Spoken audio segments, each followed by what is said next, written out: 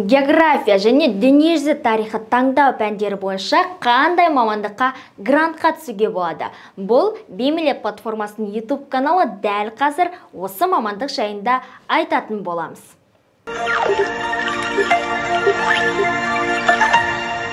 География, дүниежүзі тарихы комбинациясы бойынша мынандай мамандықтар бар. Олар география мұғалімдерін даярлау, философия және этика, гуманитарлық пәндер мұғалімін даярлау, тарих, құқық және экономика негіздері мұғалімдерін даярлау, археология және этнология деген мамандықтар бар.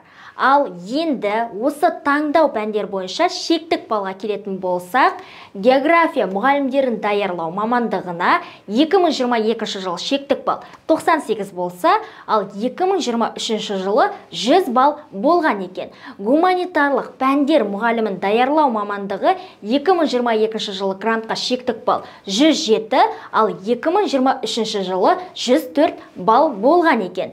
Философия және этика мамандығы 2022 жылы 85 балмен грантқа түссе, 2023 жылы 89 балмен грантқа түскен. Тарих мамандығы 2022 жылы грантқа шектік бал 97 болса, 2023 жылы 99 балмен грантқа түскен.